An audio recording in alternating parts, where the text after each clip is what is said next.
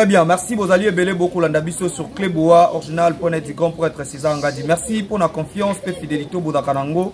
Yakolanda biso, Nepsakabino, confiance et fidélité, Nabino de Pesakabso, courage. Yako servir bino na temps o yeko sengi la biso to servir bino. Alors na mokolo alelo na ko lakisa bino ezali bongo conférence de presse ya mona mboka Franck Diongo o azali bongo président ya MLP akenaki kopesa pe makanisi na ye lolenge kani mboka na biso République démocratique du Congo et ko tambola pe akenaki ko simba mo mokie lolenge kani le président de la République Félix Antoine Tshisekedi Tshilombo bakisela ka béton ndenge bana Kinshasa balinga ko benga ye akotambusa mboka na biso République démocratique du Congo. Alors bolanda bino moko na bilili TV ezali radio te ngai na bino tokutani prochainement. Au revoir, bye.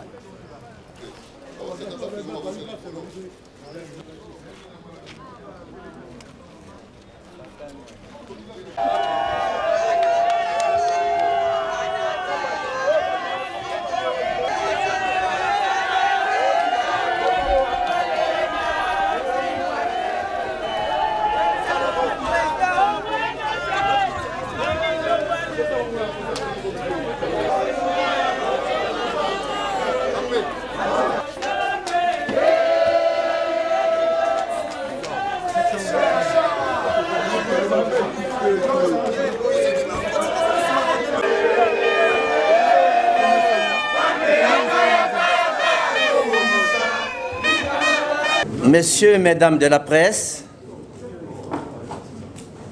distingués invités, chers combattants, cadres, membres du MLP, aujourd'hui, c'est un grand jour dans l'histoire du combat pour la démocratie, pour la liberté, pour l'état de droit et la défense de la mère patrie, la RDC. Cette journée sera donc inscrite dans les annales de notre histoire. C'est un très grand jour. Vous êtes sans ignorer que ça fait plus qu'un an, à peu près un an, que nous n'avons jamais eu d'échange entre la presse et l'honorable Franck Diongo. Il s'agit de lire un message que nous avons rédigé. L'évaluation porte sur le parcours du MLP. Le parcours du MLP et la gouvernance actuelle pour nous permettre de comprendre,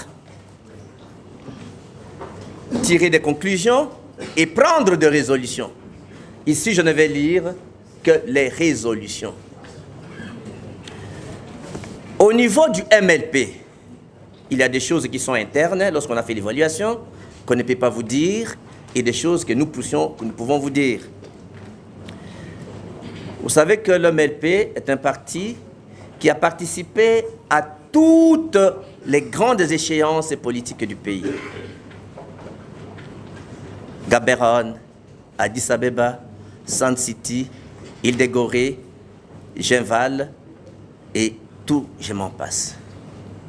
Mais il se fait que jusqu'à aujourd'hui, MLP ne dirige pas le pays. Est-ce que nous sommes dans la bonne direction? Est-ce qu'on est dans la mauvaise direction? Et pourquoi?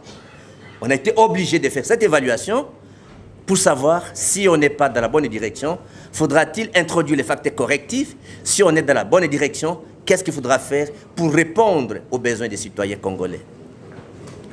La nature de notre combat dans la création du parti, c'est d'abord de défendre la démocratie. Transformer la RDC à un état de droit. C'est un parti qui a la vocation de s'opposer aux forces de statu quo pour les changements réels. C'est comme ça que tout son combat, il est dans l'opposition radicale pour obtenir le changement réel. À Sand City, quand nous avons négocié pour mettre un terme à la guerre, il a été question de voter de résolution pour qu'il n'y ait plus la guerre, pour qu'il n'y ait plus l'exclusion, pour qu'il y ait une société réellement démocratique en RDC. à travers les nouvelles institutions. C'est pour cela que nous avons rédigé, donc votre humble serviteur, pas seulement qu'il a été co-signateur de l'accord global inclusif, co-rédacteur de la constitution de la transition, y compris l'actuelle constitution, constitution en vigueur, nous avons été co-rédacteurs. Donc nous avons l'esprit et la lettre de cette constitution. La volonté est de l'ensemble des 500 délégués à Sun City et la volonté des législateurs, c'est que le Congo soit un état de démocratie. De sorte que ceux qui gouvernent avec le moyen de l'État et l'opposition également fait l'opposition avec les moyens de l'État. C'est comme cela que nous avons voté de loi pour renforcer la gouvernance institutionnelle avec la gouvernance administrative, ainsi de suite, et de sorte que l'opposition aura 3 lois. Il y a eu une loi que nous avons votée sur les partis politiques, une loi que nous avons votée pour le financement des partis politiques, et également une loi que nous avons votée sur le statut de l'opposition. De sorte que l'organisation de l'opposition soit légale et soit financée par l'État. De la signature de l'accord global inclusif, de la rédaction de la constitution, à ce jour, on n'a jamais permis que le porte-parole de l'opposition soit installé. Le drame tragique de la tragédie, c'est qu'on a un président de l'opposition qui a fait l'opposition, qui a été victime de cela. Mais dans la mandature aujourd'hui, le président de la République, sa gouvernance, ne parle pas de donner le moyen à l'opposition pour promouvoir la démocratie. Donc le pays ne s'inscrit pas dans une logique de promouvoir la démocratie. Et le combat de Papa Tshisekedi, qui est le père de la démocratie, en renonçant à la non-violence, c'est que nous devons faire tout pour que le Congo soit un état de démocratie. Aujourd'hui, au Congo, on considère l'opposition comme l'ennemi du pouvoir, à tel point que les services de renseignement, l'ANR, qui sont là, l'ANR, la police, les services spéciaux, la justice, considèrent l'opposition comme un antipatrie, comme l'ennemi du pouvoir. Or, que nous avons organisé légalement, il y a des lois. Ceux qui ont besoin de ces lois-là, ils rentrent à mon cabinet, je vais leur donner, ou aller acheter au journal officiel. La loi sur le financement des partis politiques également n'a jamais été mise en application. Ce sont des instruments qui permettent, bien entendu, la promotion de la démocratie. Il n'y aura jamais de développement sans démocratie. Et pour avoir la démocratie, il faut avoir une opposition légale. Et cette opposition légale est financée par l'argent de l'État. C'est constitutionnel, c'est légal, il y a des lois pour ça. Aucun président n'a accepté ça. C'est ce qui justifie bien entendu les vagabondages politiques, la crise d'identité. Tout le monde tourne du côté du pouvoir pour trouver de l'argent. Ce n'est pas pour cela que nous avons signé l'accord global inclusif. Ce n'est pas pour cela que nous avons rédigé la constitution. Nous avons besoin que le Congo soit un état de démocratie. Le financement des partis politiques, il est clairement établi que l'État congolais soutient le fonctionnement des partis politiques. C'est établi. Vous trouverez la référence, par exemple, pour les dépenses des élections. En Belgique, en France et partout dans le monde, de pays riches et démocratiques, l'État soutient ne fût-ce que la partie des campagnes électorales de toute la classe politique. C'est pour dire, si l'État dit, prenons le cas une échéance électorale des députés nationaux. L'État dit, les dépenses de campagne sont à 100 000 $ plafond. L'État, pour 500 députés, l'État va garder, bien entendu, 500 députés fois 100 000 $, c'est 50 millions de dollars. L'État prendra 50 millions de dollars à rembourser dans 5 ans 1 million de dollars par an pour soutenir la démocratie. Et vous trouverez que l'État ne donne rien aux partis politiques, mais conditionne toujours les partis politiques. On vous dira, il faut 1 000 $ par candidat aux élections. Mes chers amis de la presse, les combattantes et combattants du parti et les hauts cadres du parti, je prends un point par hasard. la question des considérations économiques. Le régime actuel au pouvoir a vanté, et c'est vrai, les taux de croissance très élevés, la grande mobilisation de recettes, mais les problèmes qui se posent, quel est le taux de pauvreté, quel est le taux de chômage, quel est le taux des inégalités? Est-ce que la mobilisation de recettes vantées, les taux de croissance même les plus élevés de l'humanité, est-ce que cette croissance est inclusive? Est-ce qu'il y a le retombé dans la vie de la société, de notre population? Non. Cela n'est pas inclusif. Parce qu'on vous a distribué les textes, et que je dois être très bref et sommaire, vous aurez tous les chiffres qui sont là. Quelques références qui vous démontrent que ça ne marche pas dans le Conseil économique. Après 62 d'indépendance, après 70 ans d'indépendance, 3/4 de la population congolaise vit dans l'extrême pauvreté. Quand je prends, par exemple, la question alimentaire, ça c'est publié par les programmes Action mondiale, les programmes, les programmes Action mondiale pour contre la faim, Action contre la faim. Vous trouverez que en 2018, le Congo avait 13 millions, je crois que 7 des Congolais qui étaient exposés à l'insécurité alimentaire.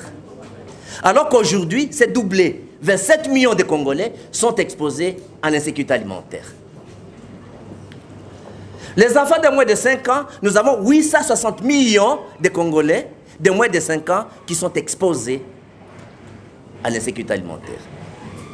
Et de ces 860 millions, vous avez 220 millions d'enfants qui, si on ne les prend pas en charge, ils vont arriver à une situation sévère qui va les amener à la mort. Donc vous comprenez par là. Quand nous regardons le taux de croissance,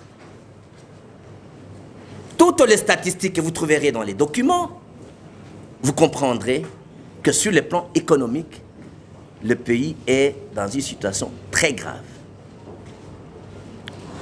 Le climat des affaires. Dans le climat des affaires, tout le monde sait qu'il y a méfiance des investisseurs. Pendant la mandature, les grands investisseurs ne viennent pas. Il faut s'interroger, pourquoi ils ne viennent pas? Parce qu'il y a la morosité des affaires est due,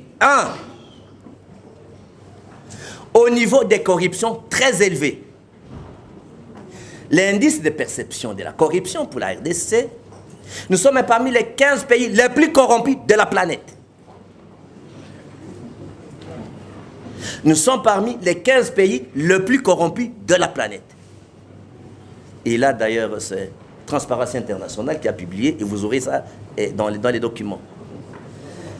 Quand vous observez l'indice Doing Business, le Congo est vraiment à la quai de toutes les nations.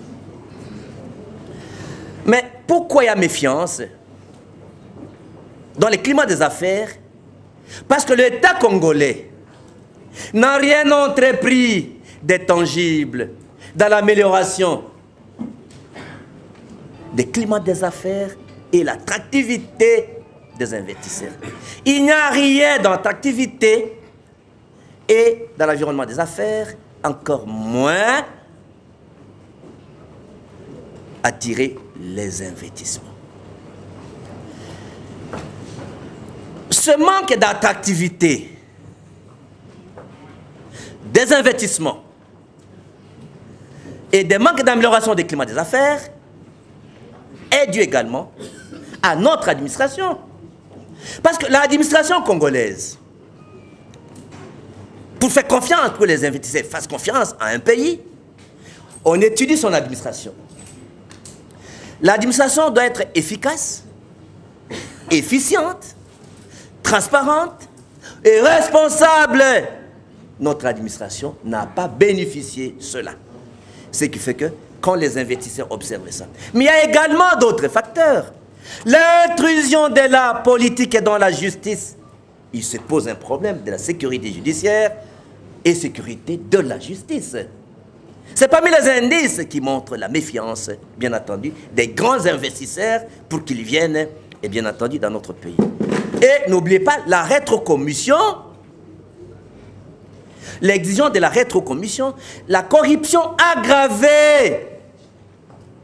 Mais je le regrette de vous dire que la gratuité de l'éducation a échoué.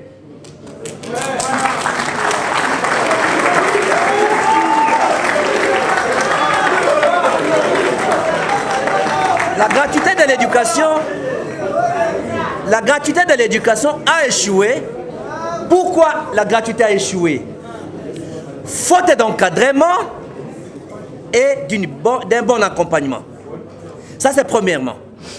Comment cela fonctionne? Premièrement, vous savez que la gratuité de l'éducation égale tous les enfants qui sont à la maison rentrent dans l'école, rentrent à l'école, dans les salles de classe. Mais il faut déjà préalablement qu'on connaisse quel est le vrai problème que pose l'éducation. C'est le problème de l'accès.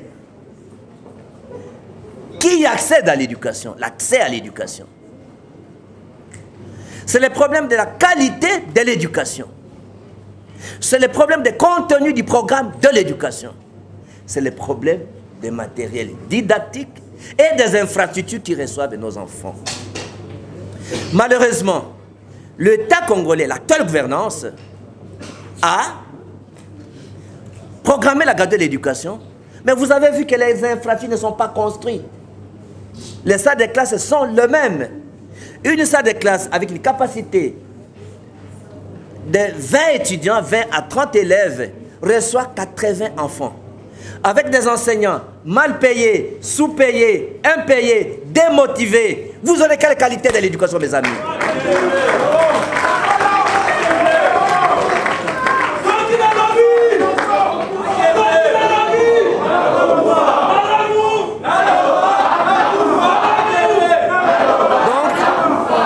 C'est un problème sérieux. C'est un problème sérieux qu'il ne faudrait pas inscrire dans la rhétorique propagandiste. C'est une question de vie ou de mort. C'est l'avenir de notre pays, c'est l'avenir de notre jeunesse.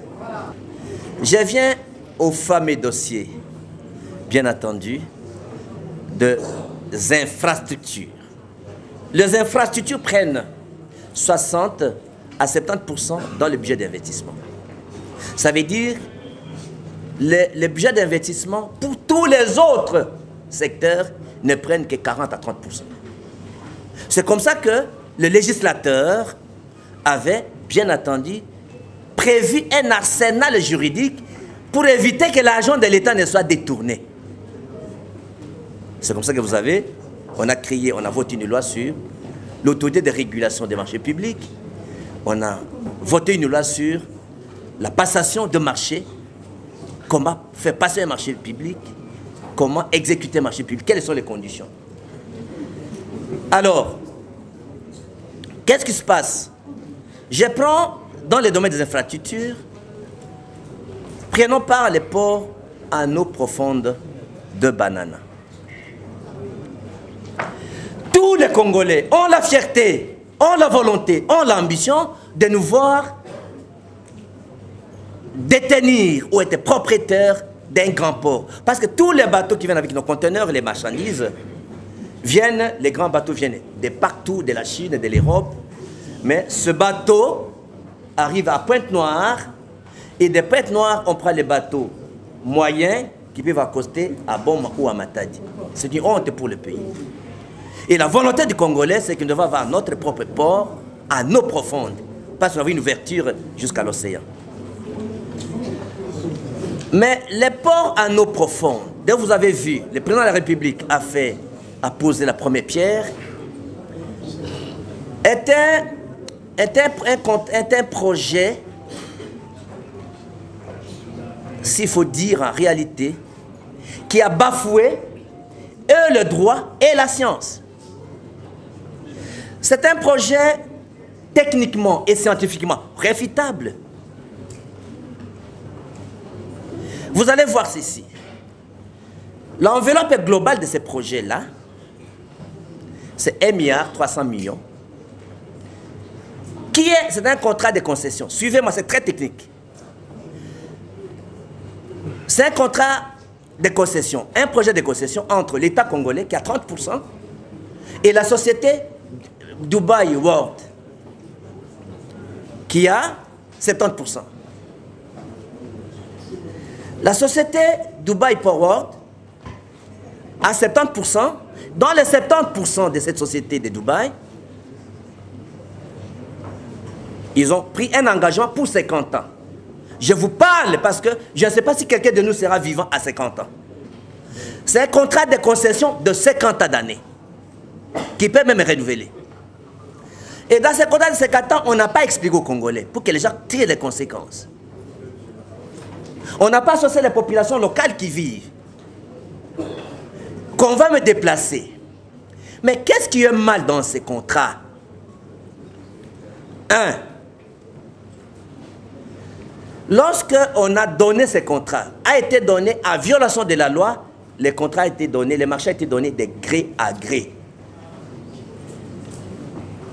Dans la loi congolaise, on ne peut pas donner un contrat de tel montant d'argent de gré à gré. C'est la violation de la loi.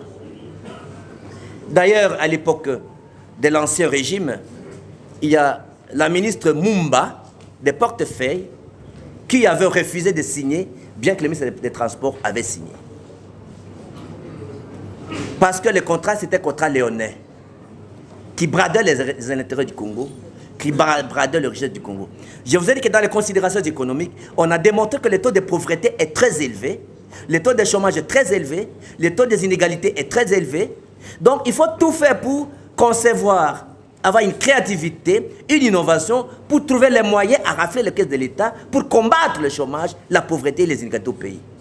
Donc, chaque source d'argent, les Congolais doivent être jaloux pour voir est-ce que l'argent de l'État, l'argent rentre dans la caisse de l'État. Donc, je viens de vous dire que l'État congolais aura 30% et cette société-là de Dubaï aura 70%. Mais ce qui est scandaleux, pas seulement qu'en violation de la loi sur la passation des marchés, parce qu'il fallait préalablement faire ce qu'on appelle l'appel d'offres international, c'est-à-dire la mise en concurrence, pour que l'État puisse choisir quel est l'opérateur ou le soumissionnaire où l'État va se retrouver. Il n'y a pas eu de mise en concurrence, il n'y a pas eu d'appel d'offres international, c'est comme clientèle. Les amis et amis, on se donne des marchés en violation de la loi. Ça, c'est le premier élément, le cadre légal n'a pas été respecté pour que cette entreprise de Dubaï bénéficie de la conscience des ports à nous profondes. Avec la complicité de certains nationaux. Car le résultat de notre combat, vos sacrifices endurés, vous, notre peuple, et les nôtres sont sacrés. Nous devons avoir le courage de regarder les choses en face, les antivaleurs, les analyser objectivement, les changer et les faire basculer. En nous éloignant radicalement du fanatisme aveugle, du tribalisme, du sensationnalisme qui sont des vecteurs anti-patrie et anti-changement réel. 3.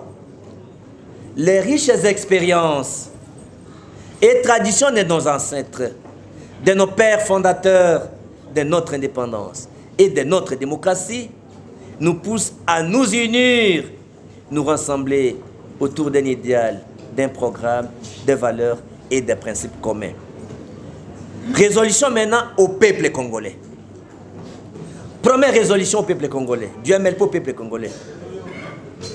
De rejeter Félix Antoine Tshisekedi et son régime.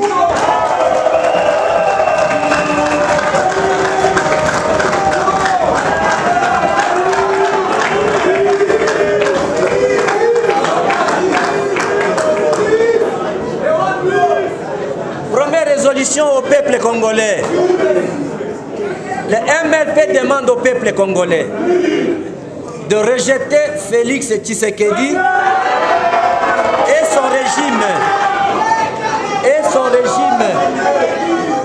son régime, car il s'est écarté de la ligne du combat de notre père, son immortel Etienne Tshisekedi Wamulumba. Deuxième résolution, d'accepter, de s'unir, de se pardonner, se réconcilier, se rassembler autour d'un idéal commun et non autour d'un homme pour combattre, défendre la démocratie, le développement, la mère patrie menacée par les ennemis internes et externes. Troisième résolution au peuple congolais. Nous invitons le peuple congolais de rejeter avec force le vote électronique au cas où la CENI s'obstinera à nous l'imposer. J'ai dit ceci. Nous invitons le peuple congolais de rejeter avec force le vote électronique au cas où la CENI s'obstinera à nous l'imposer. Quatrième résolution. Rejeter toute planification de fraude électorale qui s'opère en vue d'obtenir un deuxième mandat et la majorité parlementaire par la tricherie. Cinquième résolution. Vous, peuple congolais, d'être aux aguets pour suivre les nouvelles informations et orientations qui lui seront données au regard de l'évolution de la situation politique, économique, sociale du pays. Résolution à la CENI. Je vais me limiter là-bas. Alors, résolution à la CENI. Ça, c'est la synthèse de tout ce que nous avons dit, ces résolutions-là. Le MLP rappelle à la CENI que la volonté politique de la création de la Commission électorale nationale indépendante à Sun City, telle que voulue par l'ensemble des participants en vertu d'une résolution ayant sanctionné l'accord global inclusif, était de rendre cette institution réellement indépendante. En conséquence, la CENI doit se conformer à la volonté contenue dans l'accord global et inclusif, acte fondateur de la Constitution actuelle, qui a créé une structure d'appui à la démocratie et non à tuer la démocratie. 2. Se rappeler que le résultat des 3 cycles des élections passées n'ont jamais été acceptés au regard des volumes et des contestations. Ces élections n'ont jamais été sincères, transparentes et crédibles. C'était un véritable gâchis pour la République, un désespoir, un découragement pour les peuples et alors risque de réduire les taux de participation aux élections prochaines. De la sorte, nous recommandons à la CENI de mieux organiser l'ensemble des processus électoraux différemment des précédents et lesquels se doit être juste, régulier, périodique, fiable, crédible, honnête, sincère, libre, transparent et inclusif pour que le résultat soit accepté par tous. Le MLP recommande à la CENI d'écarter les votes électroniques que notre peuple n'acceptera jamais, au risque de brûler le pays et de privilégier plutôt les votes manuels ou semi-électroniques. De tout faire pour organiser les élections dans le strict respect du délai constitutionnel. Aucun glissement ne sera toléré ni accepté, ni par nous-mêmes, ni par le peuple congolais, qui n'est pas à mesure de sécuriser les Congolais, protéger les frontières suite à la mauvaise politique de défense et de sécurité. Je vous remercie.